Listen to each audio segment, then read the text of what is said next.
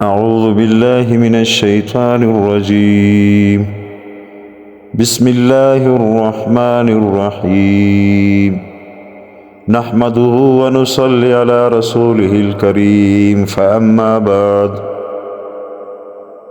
نبی کریم صلی اللہ علیہ وآلہ وسلم اور صحابہ کرام رضی اللہ عنہم کس طرح سفر اور حضر میں لوگوں کو واعظ اور نصیحت کیا کرتے تھے اور دوسروں کی نصیحت قبول کیا کرتے تھے، اور کس طرح دنیا کی ظاہری چیزوں اور اس کی لذتوں سے نگاہ ہٹا کر آخرت کی نعمتوں اور لذتوں کی طرف پیر لیتے تھے، اور اللہ تعالیٰ سے اس طرح ڈراتے تھے کہ آنکھوں سے آنسو جاری ہو جاتے اور دل ڈرنے لگ جاتے، گویا کہ آخرت ان کے سامنے ایک نمایاں اور کھلی ہوئی حقیقت تھی، اور روز محشر کے حالات ان کی آنکھوں کے سامنے ہر وقت رہتے تھے، اور وہ کس طرح اپنے وعظ و نصیحت کے ذریعے امت محمدیہ صلی اللہ علیہ وآلہ وسلم کے ہاتھوں کو پکڑ کر انہیں آسمانوں اور زمین کے پیدا کرنے والے کی طرف متوجہ کرتے، اور اس طرح اپنے وعظ و نصیحت کے ذریعے شرک جلی اور خفی کے تمام باریک رگوں کو کاٹ دیتے۔ دوستو، ہمارا آج کا بیان ہے نبی کریم صلی اللہ علیہ وآلہ وسلم کی نصیحتیں۔ حضرت ابو ذر رضی اللہ عنہ فرماتے ہیں، میں نے عرض کیا، یا رسول اللہ، حضرت ابراہیم علیہ السلام کے صحیفے کیا تھے؟ آپ صلی اللہ علیہ وآلہ وسلم نے فرمایا، ان صحیفوں میں صرف مثالیں اور نصیحتیں تھیں، مثلاً ان میں یہ مضمون بھی تھا، اے مسلط ہونے والے بادشاہ جسے آزمائش میں ڈالا جا چکا ہے اور جو دھوکہ میں پڑا ہوا ہے، میں نے تجھے اس لیے نہیں بھیجا تھا کہ تو جمع کر کے دنیا کے ڈھیر لگا لے، میں نے تو تجھے اس لیے بھیجا تھا کہ کسی مظلوم کی بد دعا کو میرے پاس آنے نہ دے، کیونکہ جب کسی مظلوم کی بد دعا میرے پاس پہنچ جاتی ہے تو پھر میں اسے رد نہیں کرتا، چاہے وہ مظلوم کافر ہی کیوں نہ ہو، اور جب تک عقل مند آدمی کی عقل مغلوب نہ ہو جائے اس وقت تک اسے چاہے کہ وہ اپنے اوقات کی تقسیم کرے، کچھ وقت اپنے رب سے راز و نیاز کی باتیں کرنے کے لیے ہونا چاہیے، کچھ وقت اپنے نفس کے محاسبے کے لیے ہونا چاہیے، کچھ وقت اللہ تعالیٰ کی کاریگری اور اس کی مخلوقات میں غور و فکر کرنے کے لیے ہونا چاہیے، اور کچھ وقت کھانے پینے کی ضروریات کے لیے فارغ ہونا چاہیے۔ اور عقل مند کو چاہیے کہ صرف 3 کاموں کے لیے سفر کرے، یا تو آخرت کا توشہ بنانے کے لیے، یا اپنی معاش ٹھیک کرنے کے لیے، یا کسی حلال لذت اور راحت کو حاصل کرنے کے لیے۔ اور عقل مند کو چاہیے کہ وہ اپنے زمانے کے حالات پر نگاہ رکھے اور اپنی حالات کی طرف متوجہ رہے اور اپنی زبان کی حفاظت کرے، اور جو بھی اپنی گفتگو کا اپنے عمل سے محاسبہ کرے گا وہ کوئی بیکار بات نہیں کرے گا بلکہ صرف مقصد کی بات کرے گا۔ میں نے عرض کیا، یا رسول اللہ، حضرت موسیٰ علیہ السلام کے صحیفے کیا تھے؟ آپ صلی اللہ علیہ وآلہ وسلم نے فرمایا، ان میں سب سے عبرت کی باتیں، مثلاً ان میں یہ مضمون بھی تھا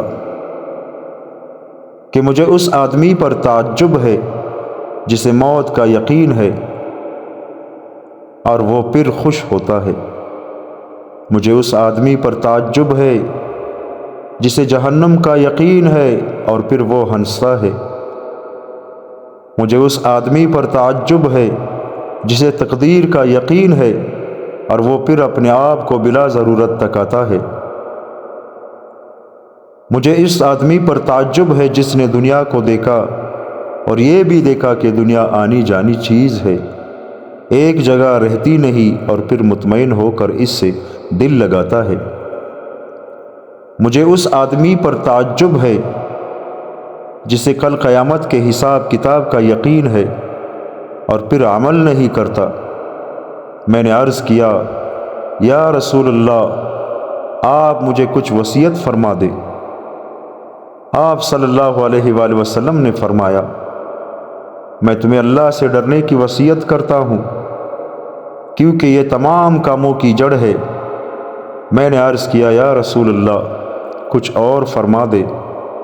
آپ صلی اللہ علیہ وآلہ وسلم نے فرمایا، تلاوت قرآن اور اللہ کی ذکر کی پابندی کرو، کیونکہ یہ زمین پر تمہارے لیے نور ہے اور آسمان میں تمہارے لیے ذخیرہ ہے۔ میں نے عرض کیا، یا رسول اللہ، کچھ اور فرما دے۔ آپ صلی اللہ علیہ وآلہ وسلم نے فرمایا، زیادہ ہنسنے سے بچو، کیونکہ اس سے دل مردہ ہو جاتا ہے اور چہرے کا نور جاتا رہتا ہے۔ میں نے عرض کیا، یا رسول اللہ، کچھ اور فرما دے۔ آپ صلی اللہ علیہ وآلہ وسلم نے فرمایا، جہاد کو لازم پکڑ لو، کیونکہ یہی میری امت کی رہبانیت ہے۔ میں نے عرض کیا، یا رسول اللہ، کچھ اور فرما دے۔ آپ صلی اللہ علیہ وآلہ وسلم نے فرمایا، زیادہ دیر خاموش رہا کرو، کیونکہ اس سے شیطان دفع ہو جاتا ہے اور اس سے تمہیں دین کے کاموں میں مدد ملے گی۔ میں نے عرض کیا، یا رسول اللہ، مجھے کچھ اور فرما دے۔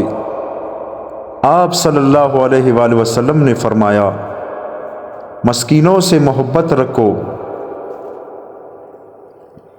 اور ان کے ساتھ اٹھنا بیٹھنا رکھو۔ میں نے عرض کیا، یا رسول اللہ، کچھ اور فرما دے۔ آپ صلی اللہ علیہ وآلہ وسلم نے فرمایا، دنیاوی مال و دولت اور ساز و سامان میں ہمیشہ اپنے سے نیچے والے کو دیکھا کرو، اوپر والے کو مت دیکھا کرو، کیونکہ اس طرح کرنے سے تم اللہ کی دی ہوئی نعمتوں کو حقیر نہیں سمجھو گے۔ میں نے عرض کیا، یا رسول اللہ، کچھ اور فرما دے۔ آپ صلی اللہ علیہ وآلہ وسلم نے فرمایا، حق بات کہو، چاہے وہ کڑوی کیوں نہ ہو۔ میں نے عرض کیا، یا رسول اللہ، کچھ اور فرما دے۔ آپ صلی اللہ علیہ وآلہ وسلم نے فرمایا، جب تمہیں اپنے عیب معلوم ہے تو دوسروں کے عیب دیکھنے سے رک جاؤ، اور جو برے کام تم خود کرتے ہو ان کی وجہ سے دوسروں پر ناراض مت ہو۔ تمہیں عیب لگانے کے لیے یہ بات کافی ہے کہ تم اپنے عیبوں کو تو جانتے نہیں اور دوسروں میں عیب تلاش کر رہے ہو، اور جن حرکتوں کو خود کرتے ہو ان کی وجہ سے دوسروں پر ناراض ہوتے ہو۔ پھر حضور صلی اللہ علیہ وآلہ وسلم نے میرے سینے پر ہاتھ مار کر فرمایا، اے ابو ذر، حسن تدبیر کے برابر کوئی عقل مندی نہیں، اور ناجائز مشتبہ اور نامناسب کاموں سے رکنے کے برابر کوئی تقوی نہیں، اور حسن اخلاقی جیسی کوئی خاندانی شرافت نہیں۔ حضرت عائشہ رضی اللہ تعالیٰ عنہ فرماتی ہے، ایک دن حضور صلی اللہ علیہ وآلہ وسلم نے اپنے صحابہ سے پوچھا، تمہاری اور تمہارے اہل و عیال، مال اور عمل کی کیا مثال ہے؟ صحابہ نے عرض کیا، اللہ اور اس کے رسول زیادہ جانتے ہیں۔ آپ صلی اللہ علیہ وآلہ وسلم نے فرمایا، تمہاری اور تمہارے اہل و عیال، مال اور عمل کی مثال اس آدمی جیسی ہے جس کے 3 بھائی ہو۔ جب اس کی موت کا وقت قریب آیا تو اس نے بھائیوں کو بلا کر ایک بھائی سے کہا، تم دیکھ ہی رہے ہو میرے مرنے کا وقت قریب آ گیا ہے، اب تم میرے کیا کام آ سکتے ہو؟ اس نے کہا، میں تمہارے یہ کام کر سکتا ہوں کہ میں تمہاری تیمارداری کروں گا اور تمہاری خدمت سے اکتاؤں گا نہیں، اور تمہارا ہر کام کروں گا، اور جب تم مر جاؤ گے تمہیں غسل دوں گا اور تمہیں کفن پہناؤں گا، اور دوسروں کے ساتھ تمہارے جنازے کو اٹھاؤں گا، کبھی تمہیں اٹھاؤں گا اور کبھی راستے کی تکلیف دہ چیز تم سے ہٹاؤں گا، اور جب دفنا کر واپس آؤں گا تو پوچھنے والوں کے سامنے تمہاری خوبیاں بیان کر کے تمہاری تعریف کروں گا۔ اس کا یہ بھائی تو اس کے اہل و عیال اور رشتہ دار ہے، اس بھائی کے بارے میں تم لوگوں کا کیا خیال ہے؟ صحابہ نے عرض کیا، یا رسول اللہ، اس کے کوئی خاص فائدے کی تو ہم نے بات نہیں سنی۔ آپ صلی اللہ علیہ وآلہ وسلم نے فرمایا، پھر اس نے اپنے دوسرے بھائی سے کہا، کیا تم دیکھ رہے ہو کہ موت کی مصیبت میرے سر پر آ گئی ہے، تو اب تم میرے کیا کام آ سکتے ہو؟ اس نے کہا، جب تک آپ زندہ ہے میں تو اسی وقت تک آپ کے کام آ سکوں گا۔ اس نے کہا، جب تک آپ زندہ ہے میں تو اسی وقت تک آپ کے کام آ سکوں گا، جب آپ مر جائیں گے تو آپ کا راستہ الگ اور میرا راستہ الگ ہے۔ یہ بھائی اس کا مال ہے، یہ تمہیں کیسا لگا؟ صحابہ نے عرض کیا، یا رسول اللہ، اس کے فائدے کی کوئی بات ہمارے سننے میں تو نہیں آئی۔ آپ صلی اللہ علیہ وآلہ وسلم نے فرمایا، پھر اس نے تیسرے بھائی سے کہا، تم دیکھ ہی رہے ہو موت میرے سر پر آ گئی ہے، اور تم نے میرے اہل و عیال اور مال کا جواب بھی سن لیا ہے، تو اب تم میرے کیا کام آ سکتے ہو؟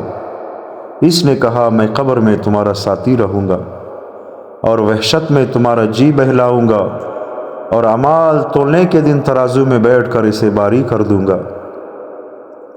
یہ بھائی اس کا عمل ہے، اس کے بارے میں تم لوگوں کا کیا خیال ہے؟ صحابہ نے عرض کیا، یا رسول اللہ، یہ بہترین بھائی اور بہترین ساتھی ہے۔ حضور صلی اللہ علیہ وآلہ وسلم نے فرمایا، بات بھی اسی طرح ہے۔ حضرت عائشہ رضی اللہ تعالی عنہا فرماتی ہے، حضرت عبداللہ بن قرظ رضی اللہ عنہ نے کھڑے ہو کر عرض کیا، یا رسول اللہ، کیا آپ مجھے اس بات کی اجازت دیتے ہیں کہ میں اس مثال کے بارے میں کچھ اشعار کہوں؟ آپ صلی اللہ علیہ وآلہ وسلم نے فرمایا، ہاں اجازت ہے۔ حضرت عبداللہ چلے گئے اور ایک ہی رات کے بعد اشعار تیار کر کے حضور صلی اللہ علیہ وآلہ وسلم کی خدمت میں حاضر ہو گئے۔ انہیں دیکھ کر لوگ بھی جمع ہو گئے۔ انہوں نے حضور صلی اللہ علیہ وآلہ وسلم کے سامنے کھڑے ہو کر یہ اشعار پڑھے، جس کا اردو ترجمہ میرے پیارے بھائیوں اور دوستوں یہ ہے، میں اور میرے اہل و عیال اور میرے وہ عمل جو میرے ہاتھوں نے آگے بھیج دیے ہیں، ان سب کی مثال ایسی ہے کہ جیسے ایک آدمی کے 3 بھائی تھے۔ اس نے ساتھیوں اور بھائیوں کو بلا کر ان سے کہا، آج مجھ پر موت کی مصیبت آنے والی ہے، اس بارے میں میری مدد کرو۔ بہت لمبی جدائی ہے جس کا کوئی بھروسہ نہیں، اب بتاؤ اس ہلاک کرنے والی موت کے بارے میں تم لوگ میری کیا مدد کر سکتے ہو؟ ان تینوں میں سے ایک بولا کہ میں تمہارا ساتھی ہوں، لیکن جدا ہونے سے پہلے تم جو کہو گے تمہاری وہ بات مانوں گا، اور جب جدائی ہو جائے گی تو پھر میں آپس کی دوستی کو باقی نہیں رکھ سکتا، اسے نہیں بنا سکتا۔ اب تو تم مجھ سے جو چاہے لے لو، لیکن جدائی کے بعد مجھے کسی ہولناک راستے پر چلا دیا جائے گا، پھر کچھ نہیں لے سکو گے۔ پھر اگر تم مجھے باقی رکھنا چاہو گے تو باقی نہیں رکھ سکوں گا، لہٰذا مجھے خرچ کر کے ختم کر دو، اور جلد آنے والی موت سے پہلے جلدی سے اپنے عمل ٹھیک کر لو۔ پھر وہ آدمی بولا جس سے مجھے بہت محبت تھی اور زیادہ دینے اور بڑھانے میں اسے باقی تمام لوگوں پر ترجیح دیتا تھا۔ اس نے کہا، میں آپ کا اتنا کام کر سکتا ہوں کہ جب پریشان کن موت واقع ہو جائے گی تو آپ کو بچانے کی کوشش کروں گا، آپ کا بھلا چاہوں گا، لیکن میں آپ کی طرف سے لڑ نہیں سکوں گا۔ البتہ آپ کے مرنے پر روؤں گا اور خوب اونچی آواز سے روؤں گا، اور آپ کے بارے میں جو بھی پوچھے گا میں اس کے سامنے آپ کی خوبیاں بیان کر کے آپ کی تعریف کروں گا۔ اور آپ کے جنازے کو لے کر جو لوگ چلیں گے میں بھی رخصت کرنے کے لیے ان کے پیچھے چلوں گا، اور ہر اٹھانے والے کی باری میں نرمی سے اٹھا کر اس کی مدد کروں گا۔ میں جنازے کے ساتھ اس گھر تک جاؤں گا جو آپ کا ٹھکانہ ہے، جس میں لوگ آپ کو داخل کر دیں گے، پھر واپس آ کر میں ان کاموں میں لگ جاؤں گا جن میں میں مشغول تھا، اور چند ہی دنوں کے بعد ایسی حالت ہو جائے گی کہ گویا میرے اور آپ کے درمیان کوئی دوستی ہی نہیں رہی تھی، اور نہ ہی کوئی عمدہ محبت تھی جس کی وجہ سے ہم ایک دوسرے پر خرچ کرتے تھے۔ یہ مرنے والے کے اہل و عیال اور رشتہ دار ہے، یہ بس اتنا ہی کام آ سکتے ہیں، اگرچہ انہیں مرنے والے کو فائدہ پہنچانے کا بہت تقاضا ہے، لیکن یہ اس سے زیادہ فائدہ نہیں پہنچا سکیں گے۔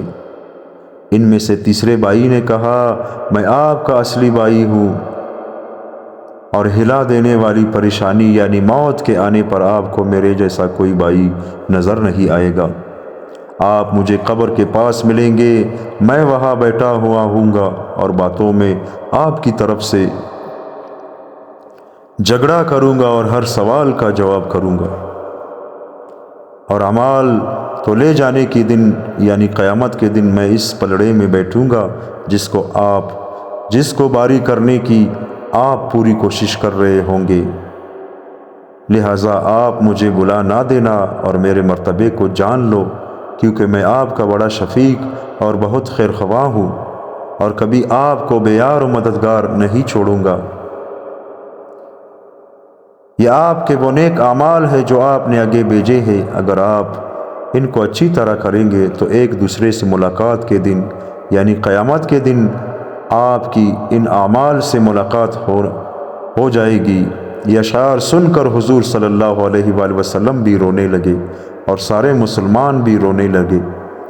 اس کے بعد حضرت عبداللہ مسلمانوں کی جس جماعت کے پاس سے گزرتے وہ انہیں بلا کر ان سے ان اشعار کی فرمائش کرتے، اور جب حضرت عبداللہ انہیں یہ اشعار سناتے تو وہ سب رونے لگ جاتے۔ میرے پیارے بھائیوں اور دوستو، اللہ تعالی ہم سب کو ان باتوں پر عمل کرنے کی توفیق عطا فرمائے۔ یقین مانیے، جس طرح ہمارے نبی کریم صلی اللہ علیہ وآلہ وسلم نے صحابہ سے فرمایا کہ ہر انسان کے 3 بھائی ہیں، بال بچے، مال دولت اور اعمال۔ جن بال بچوں کے لیے آج کل ہم حرام کو حرام نہیں سمجھتے، غلط کو غلط نہیں سمجھتے، اور جو سامنے آتا ہے اسی کو ہم اٹھا لیتے ہیں، چاہے وہ حرام ہو چاہے کچھ بھی ہو۔ ہم یہ نہیں سوچتے کہ یہ بال بچے صرف ہمارے قبر تک ہے، مقدر میں جو روزی اللہ نے لکھی ہوگی وہ بالکل آ کر ہی ملے گی۔ تو لہٰذا اپنے رزق کی تلاش میں اپنے بال بچوں کی خاطر اپنی آخرت کو تباہ نہ کریے گا۔